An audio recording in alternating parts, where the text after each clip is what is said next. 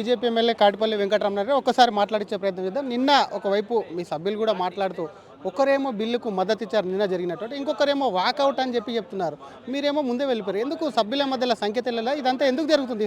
తాస్తారు నాకు ఒక ఫోన్ వస్తే ఎమర్జెన్సీలో వెళ్ళిపోయామండి. యాక్చువల్ 6 గంటలకు అయిపోతుంది, వెళ్తాం అనుకున్నాం.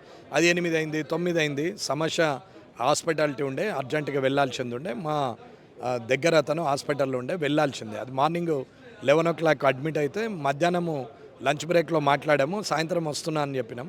ఎమర్జెన్సీ ఉండే వెళ్ళాల్సి వచ్చింది. ఇకపోతే మీరు అడిగిన ప్రశ్న అది ఫ్లోర్ లీడర్ని అడగాల. ఫ్లోర్ లీడర్ గారిని అడిగితే ఫ్లోర్ లీడర్ గారు లేనప్పుడు డిప్యూటీ ఫ్లోర్ లీడర్ బాధ్యత తీసుకుంటాడు. అంతే. చైర్మన్, మీడియా చైర్మన్ లేనప్పుడు వైస్ చైర్మన్ తీసుకుంటాడు. కాబట్టి అందరికీ సమాధానాలు చెప్పలేరు. సిఐ గారు లేకపోతే ఎస్ఐ గారు మాట్లాడతారు, ఎస్ఐ గారు లేకపోతే హెడ్ కానిస్టేబుల్ మాట్లాడతారు. కానీ అందరికీ అన్నీ మాట్లాడలేము. ఇకపోతే శాసనసభలో ప్రజా సమస్యల గురించి మాట్లాడినటువంటి ఏ శాసనసభ్యుడు లేడు. అది శాసనసభ కానే కాదు. చట్టాలు చేసుకోవడం, వారికి అనుగుణంగా చేసుకోవడానికి పెట్టినటువంటి ఒక చైర్. గుడిలో వెళ్ళి మొక్కితే పాపపుణ్యాలు పోతాయి, మనం చేసిన పాపం పోతుంది, పుణ్యం వస్తుందని గుళ్ళకి పోయి పొర్లు దండాలు ఎట్లా పెడతామో, బయట తప్పులన్నీ చేసేసి దానికి అనుగుణంగా చట్టాలు చేసుకోవాలి, అది ప్రజల నెత్తిన రుద్దాలి. కాబట్టి అసెంబ్లీకి వచ్చి కూర్చుండి ఆ చైర్లలో కూర్చుండి మాట్లాడతారు. మాట్లాడినప్పుడు అది చట్టరూపం అవుతుంది అనేది వాళ్ళ ఆలోచన. అంతే తప్ప ఏం లేదు.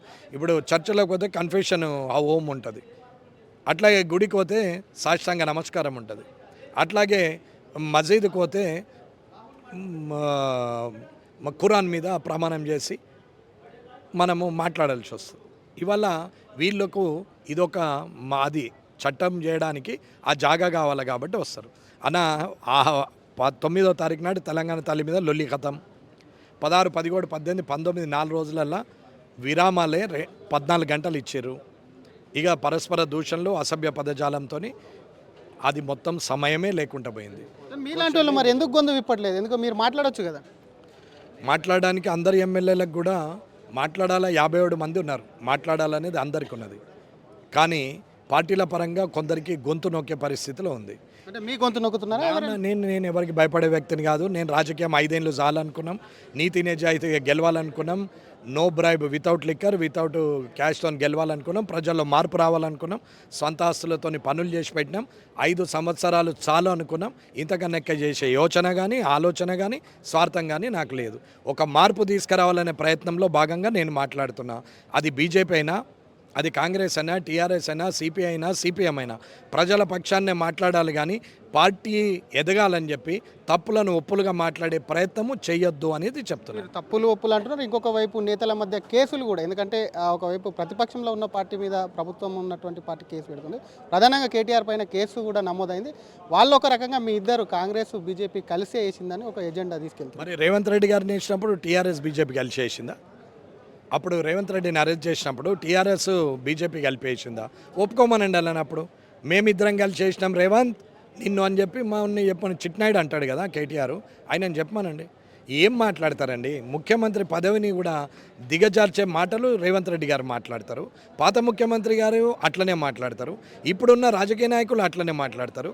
అసలు మూతితో ఎవరు నవ్వట్లేదండి. మూతితో ఎవరు నవ్వట్లేదు. అరే ఎవరు నవ్వట్లేదు కదా అని అనుకుంటున్నారు, కానీ ఎక్కడి నుండి నవ్వాలో నవ్వుతున్నారు. మనుషులు అందరూ కూడా, ఉద్యోగస్తులు కూడా ఇంత చిల్లరగాళ్ళ కిందన మేము ఉద్యోగం చేస్తున్నది అని ఆలోచిస్తున్నారు. ఇంత చిల్లర శాసనసభ్యుల గురించా మేము పనిచేస్తున్నది అనేది అనుకుంటున్నారు. అయినా అనలేరు. ఎందుకు అంటే అది ఉద్యోగం, ప్రభుత్వం కింద పనిచేయాలి, అలాగూ జీవోలు ఉంటాయి, రూల్స్ అండ్ రెగ్యులేషన్స్ ఉంటాయి. కానీ శాసనసభ్యునికి ఏముండదు, ఏదంటే అది అవుతుంది. తనకి ఇష్టం ఉంటే రాజ్యాంగం, ఇష్టం లేకపోతే రాజ్యాంగ ఉల్లంఘన నడుస్తుంది.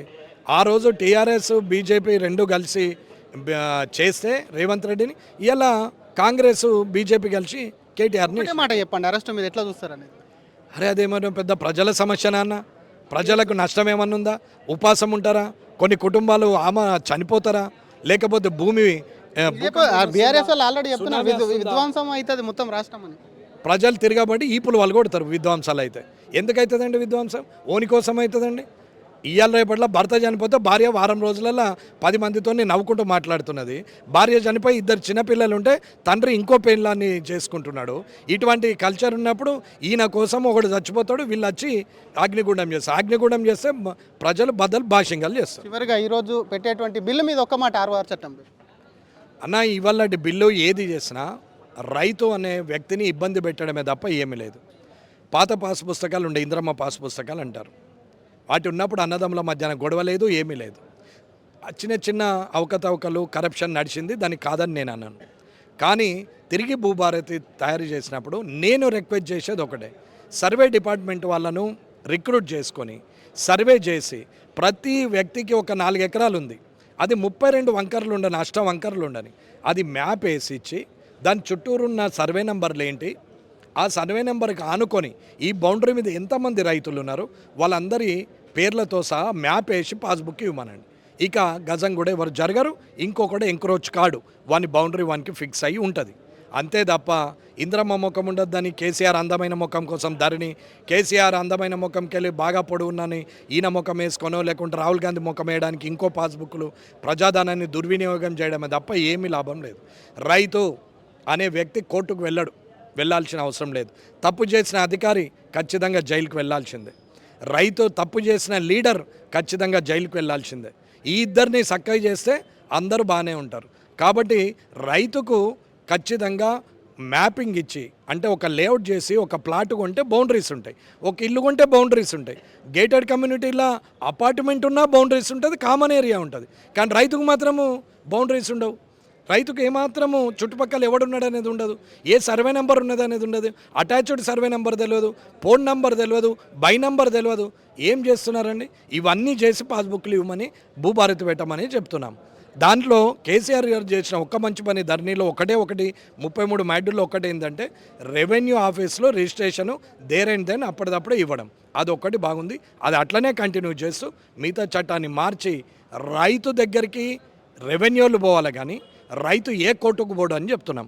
అధికారుల మీద కేసులు రైతులు పెట్టే చట్టం చేయి, కానీ రైతు అధికారి మీద కేసు పెట్టద్దంటే తప్పు చేసిన అధికారికి శిక్ష ఉండకపోతే లీడర్ చెప్తాడు, ఆఫీసర్ చేస్తాడు. ఎమ్మెల్యేగా నేను చెప్తా, ఎంఆర్ఓ ఇష్టం ఉన్నది మారుస్తాడు. వాడి ఎడుకోవాలా మరి? ఎక్కడికి పోవాలా? రైతు కోర్టుకు పోవాలా, ట్రిబ్యునల్కి పోవాలా, సీసీఎల్ఏకి రావాలా? పుణ్యాత్ములు ఉన్నారు ఈడికెళ్ళి అందాక MRO, RDO, collector, joint collector, CCLA అందరూ మంచి వాళ్ళు, సత్యపూసలు ఉన్నారని వీళ్ళెంబడి తిరుగుతారా? కాదు.